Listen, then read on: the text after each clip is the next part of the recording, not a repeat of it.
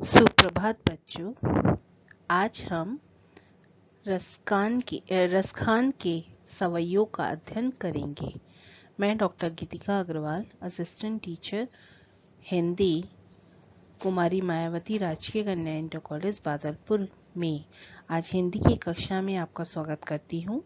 आज हम रसखान के सवैयों का विस्तृत अध्ययन करेंगे। आइए देखते हैं।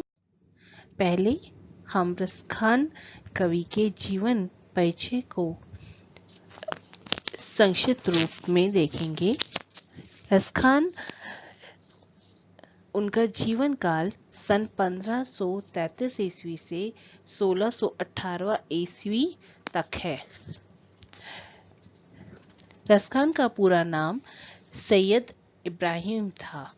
इनका जन्म दिल्ली के किसी एक पठान घराने में सन 1533 ईस्वी में हुआ था। कहा जाता है कि युवावस्था में इनका चाल चलन ठीक नहीं था, किंतु इसी बीच में गोस्वामी विट्ठलनाथ के संपर्क में आने के कारण इनके जीवन में बहुत परिवर्तन हुआ। रसखान उनके शिष्य बन गए। विट्ठलनाथ के कारण उनका झुकाव वैष्णव धर्म की ओर हुआ और ये कृष्ण के सच्चे भक्त हो गए। रसखान का अधिकांश जीवन ब्रज में व्यतीत हुआ। व्रज क्षेत्र में को देखकर ही इतने ये भाव विभोर हो गए कि इन्होंने ब्रज महिमा और ब्रजराज का गुणगान ही अपने काव्य का मुख्य आधार बनाया।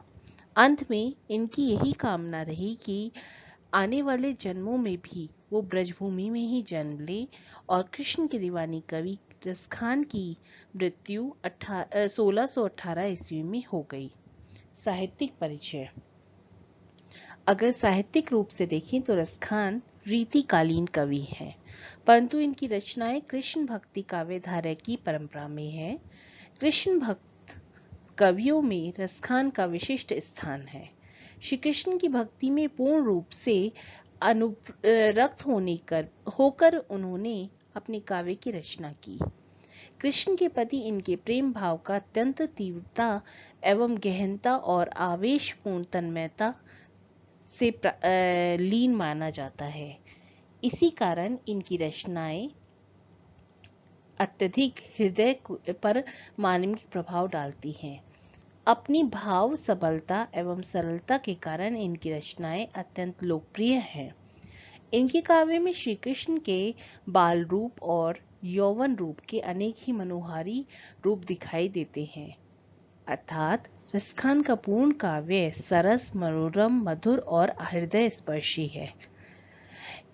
इन पंक्तियों को आप अपने संदर्भ और प्रसंग में भी लिख सकते हैं। जब हम काव्य की संदर्भ और प्रसंग लिखते हैं तो आप साहित्यिक परिचय को तो याद ही करते हैं। आप इन पंक्तियों को अगर आप अपने संदर्भ और प्रसंग में प्रयोग करेंगे तो निश्चित रूप से आपका बहुत सुंदर संदर्भ और प्रसंग बन जाएगा। आगे देखें। उनकी कृतियों में रसखान के रचित केवल 2 ही ग्रंथ उपलब्ध हैं, प्रेम वाटिका और सुजान रसखान। और भाषा के विषय में कहें तो रसखान की भाषा बोलचाल की सरल ब्रज भाषा है, जिसमें स्वाभाविकता और सरलता का स्रोत शब्द योजना में दिखाई देता है।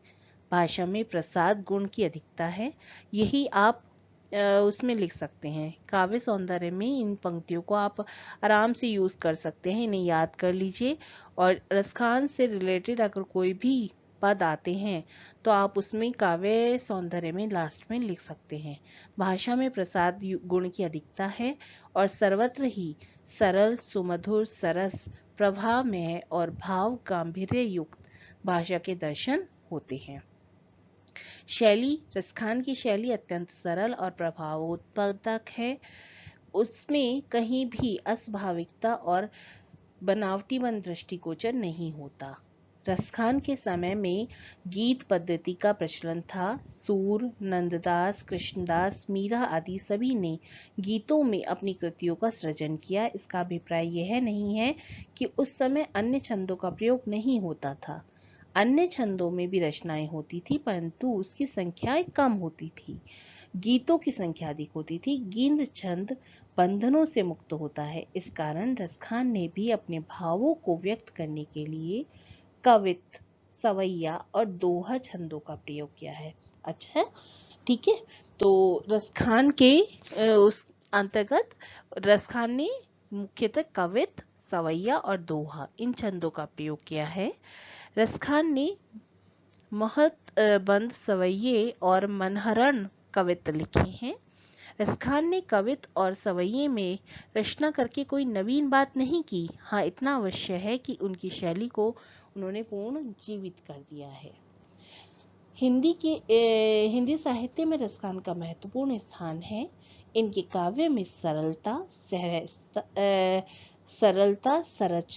सरसता, सुबोधता, प्रभावोत्पादकता जैसे उत्तम गुण हैं और मुसलमान होते हुए भी उनके काव्य की रचना ऐसी है कि असंख्य हिंदू भी इनके पदों को गाकर आत्मविभोर हो जाते हैं। यह उनका जीवन परिचय है। उसके पश्चात अब हम रसखान के मुख्य पंक्तियों को, सवैयों को पढ़ते हैं। आइए देखते हैं रसखान ने अपनी कितनी सुंदर सवैयों की रचना की है। सबसे पहले है, मानुष हो तो वही रसखानी, बसो ब्रज गोकुल गांव के ग्वारन।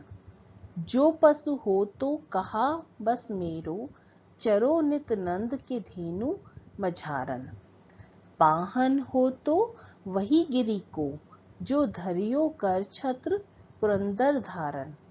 जो खग हो तो बसेरो करो, मिली कालिंदी कूल कदम की डारन। प्रस्तुत पद्यांश हमारी पाठ्यपुस्तक काव्यखंड के सवैये शीर्षक से उद्धृत है। यह कवि रसखान द्वारा रचित श्री कृष्ण के ऊपर सुजान रसखान से लिया गया है। अब प्रसंग के रूप में देखें तो प्रस्तुत सवैये में कवि रसखान ने श्री कृष्ण और उनसे जुड़ी हुई वस्तुओं के प्रति लगाव प्रकट किया है। वह अगले जन्म में भी श्री कृष्ण का सानिध्य पाना चाहते हैं और वो श्री कृष्ण की निकटता प्राप्त करने की तीव्र कामना प्रकट करते हैं। आइए पद को देखते हैं। मानुष हो तो वही रसखानी, बसो ब्रज गोकुल गांव की ग्वारन।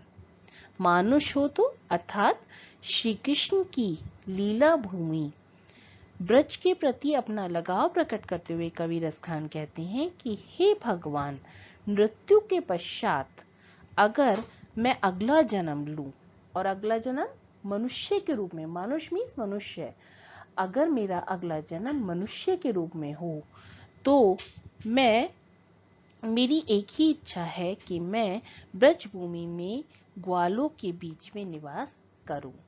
ये ना, बसो ब्रज गोकुल गांव के, तो मैं ब्रज में निवास करने वाले, गोकुल में निवास करने वाले गांव के ग्वालों के बीच में ही जीवन यापन करूं।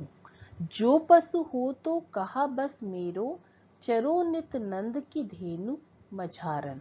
और अगर पशु के रूप में मेरा जन्म हो या पशु योनि में मैं जन्म लूं, तो जिसमें मेरा कोई वश भी नहीं है, फिर भी मैं नंद बाबा की गायों के बीच में, नित नंद की धेनु, धेनु अर्थात गाय, मैं नंद बाबा की गायों के बीच में चरना चाहता हूँ। पाहन, पाहन मीन्स पत्थर, पाहन हो तो वही गिरी को, जो धरियो कर छत्र पुरंदर धारन। और अगर मैं पत्थर के रूप में, पाषाण के रूप में जन्म लूं, तो मैं उसी गोवर्धन के साथ, गिरी अर्थात पर्वत, उसी गोवर्धन पर्वत का पत्थर बनना चाहता हूं, जिसे आपने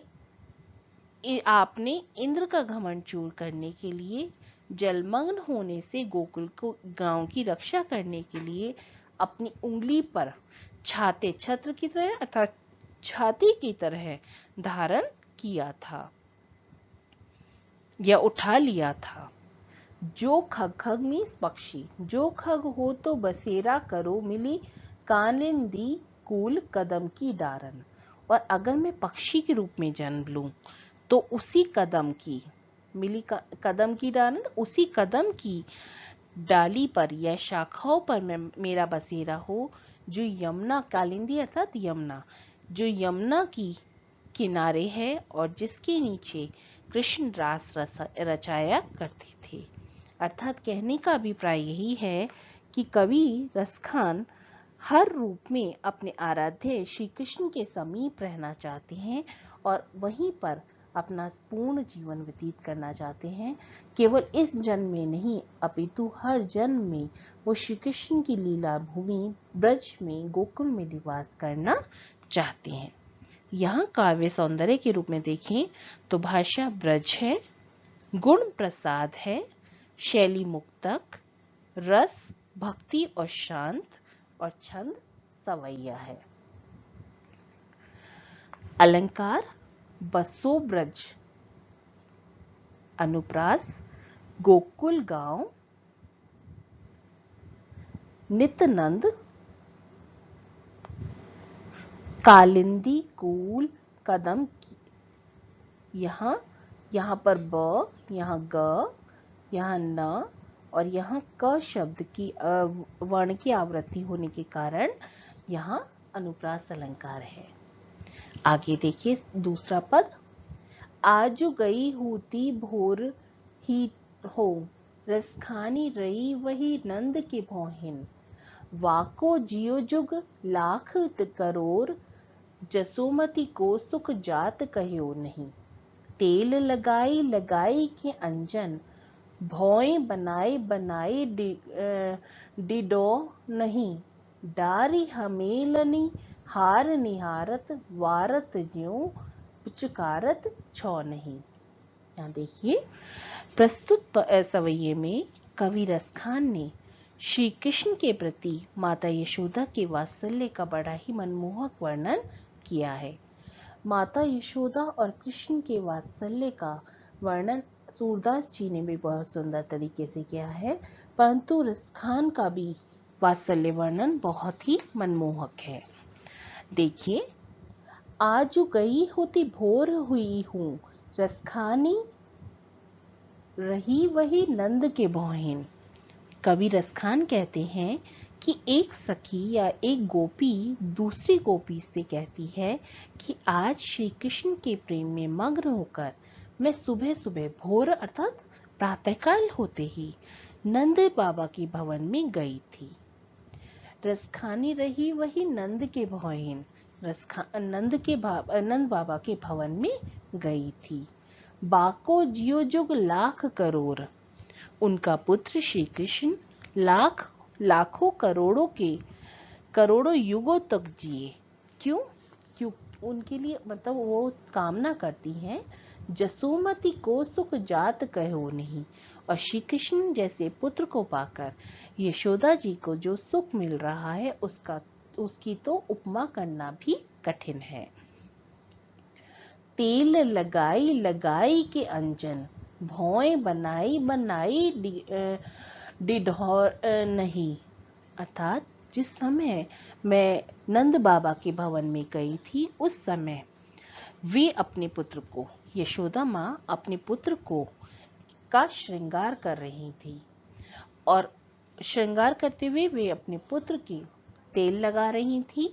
तेल लगाने के पश्चात वो उनकी आंखों में काजल, अंजन मीन्स काजल, वो उनकी आंखों में काजल लगा रही थी, भौएं संवार रही थी और माथे पर नजर का टीका लगा रही थी।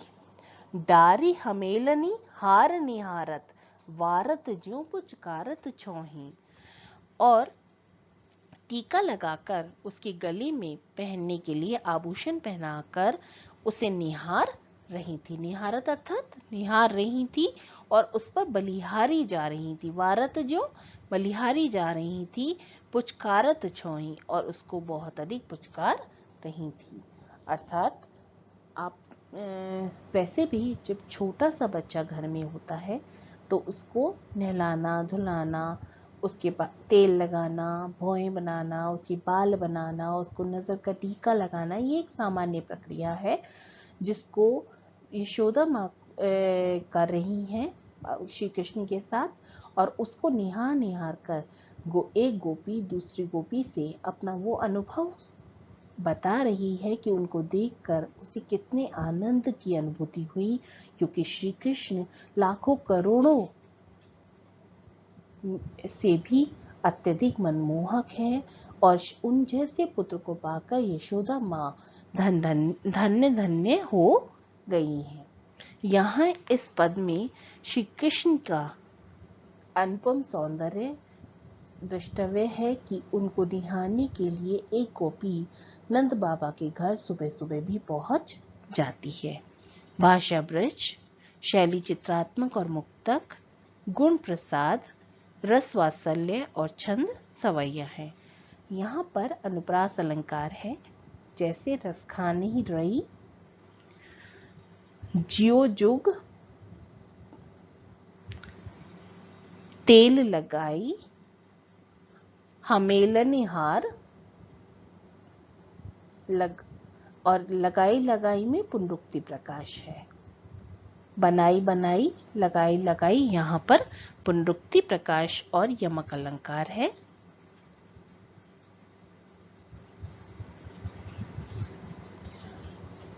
इसके पश्चात आगे देखिए तीसरा पद, धूरी भरे अति शोभित श्यामजू, तैसी बनी सिर सुंदर चोटी, खेलत खात फिरे अंगना पग, पैजनी बाजती पीरी कछौटी। यहाँ प्रस्तुत पद सवैये में कवि रसखान ने श्री कृष्ण के बाल रूप का बड़ा ही मनोहारी चित्रण किया है। श्री कृष्ण के सौंदर्य को देखकर एक गोपी अपनी सखी से उनके सौंदर्य का वर्णन करती है। अब सौंदर्य भी उनका धूल में भरे हुए श्री कृष्ण का सौंदर्य है। धूरी भरे अति शोभित सामजू, तैसी बनी सिर सुंदर चोटी। कवि रसखान कहते हैं, एक सखी दूसरी सखी से कहती है, हे सखी, श्याम वर्ण के श्री कृष्ण धूल से भरे हुए अत्यधिक सुशोभित हो रहे हैं और बहुत ही अधिक आकर्षक लग रहे हैं। ऐसे ही उनके सिर पर सुंदर चोटी सुशोभित हो रही है, यह सुंदर चोटी बनी हुई है। खेलत खात फिरे अंगना पग, पैंजनी बाजती पीर कसौटी। और वे अपने आंगन में खाते खेलते घूम रहे हैं और उनके पैरों में पायल बज रही है और पीले रंग की धोती उन्होंने पहन, कसौटी मीन्स धोती, पीले रंग की धोती उन्होंने पहन रखी है। वाछवी को रसखानी विलौकत, वारत काम कला निज कोटि। और रसखान कवि कहते हैं कि उनके इस सौंदर्य को देखकर कामदेव भी उन पर अपनी कोटि कोटि कलाओं को न्यौछावर कर देते हैं। अर्थात कामदेव की कोटि कोटि कलाएं भी उनके इस सौंदर्य के सामने फीकी पड़ जाती हैं। काग के भाग बड़े सजनी, हरि हाथ सो ले गयो माखन रोटी। काग अर्थात कौवा, और उस कौवे के भाग्य भी अत्यधिक अच्छे हैं या बड़े भागी हैं कि जिन्होंने हरि अर्थात श्री कृष्ण के हाथों से रोटी छीनकर खाने का अवसर उसे प्राप्त हो गया है। अर्थात उस कौवे के भाग्य भी बड़भागी अत्यधिक महान हैं, जिन्हें श्री कृष्ण के स्वयं हाथों से छीनकर माखन रोटी खाने का सौभाग्य प्राप्त हुआ है। अर्थात ये बहुत बिरला होता है कि भगवान के हाथ की रोटी किसी को प्राप्त हो जाए, इसीलिए उसके भी भाग्य अत्यधिक महान है। यहाँ भाषा वही ब्रज, शैली चित्रात्मक और मुक्तक, गुण माधुर्य, वात्सल्य और भक्ति रस है और छंद सवैया है। अलंकार अनुप्रास अलंकार है, जिसे आप छाटने का प्रयास करेंगे। एक मैं बता देती हूँ, शोभित और श्यामोजी। इसके अलावा आप खुद का छाटेंगे, जैसे सिर सुंदर। आगे देखिए, जा दिन ते वह नंद को छो रहा, या बन धेनु चराई गयो है। मोहनी ताननी गोधन गावत, बेनु बजाई रिझाई गयो है। प्रस्तुत सवई में ब्रज की गोपियों पर श्री कृष्ण के मनमोहक प्रभाव का बड़ा ही सुंदर वर्णन किया है। श्री कृष्ण के मनमोहक रूप का जादू गोपियों पर चल चुका है और वो हर समय श्री कृष्ण की ही बारे में सोचती हैं। अब इस पद में देखिए, एक सखी दूसरी सखी से कहती है, जा दिन ते वह नंद का छोरा यावन धेनु चराए गए हो। जिस दिन से वह नंद का पुत्र इस वन में अपनी गायों को चराने आया है, उस दिन से मोहनी तानी नी गोधन गावत बैनु बजाए रिछाए गयो है। वह नंद का पुत्र अपनी बांसुरी की मधुर तान को सुनाकर हमें अपने प्रति रिझा गया है। अर्थात जिस दिन से वह नंद का पुत्र कृष्ण अपनी गायों को चराने वन में आया है, वह अपनी सुंदर ध्वनि बांसुरी की धुन सुनाकर हमें अपनी तरफ आकर्षित करता रहता है। वादिन सो कछु टोना सो के रसखानी हिये में सनमाए गए हैं। को न काहू की कानी करे सिगरो ब्रज बीर बिकाए गए हो। और उसी दिन से ऐसा जान पड़ता है जैसे कि उसने कोई जादू टोना सा हमारे हृदय पर कर दिया है, क्योंकि हमारे हृदय में सिर्फ और सिर्फ वही समा गया है। कौन काहू की कहानी करे सिगरो ब्रज बीर बिकाए गए हुए। और तब से कोई किसी से शर्म नहीं करता, कोई गोपी किसी मर्यादा का पालन नहीं करती, बल्कि सारे ब्रज की गोपियां श्री कृष्ण के लिए व्याकुल हो गई हैं।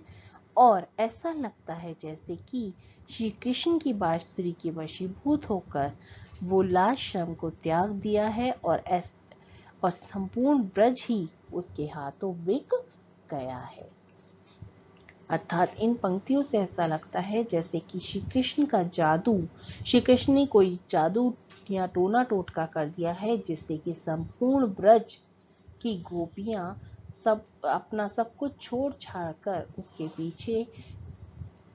उसके पीछे व्याकुल हो जाती हैं। यहाँ इस पद में श्रृंगार रस है, छंद सवैया है और अलंकार के रूप में अनुप्रास अलंकार, उत्प्रेक्षा अलंकार, जिसे कछु टोना सो के हैं, यहाँ पर उत्प्रेक्षा अलंकार है। अतिशोक्ति अलंकार यहाँ पर किया गया है, जिसे ग्रो ब्रज बिकाए गए हुए, कि संपूर्ण ब्रज ही ऐसा लगता है कि बांसुरी का वर्णन इतना अतिशोक्ति से कर दिया है कि जब से उसने वो बजाई है ऐसा लगता है संपूर्ण ब्रज ही बिक गया है उसके हाथों।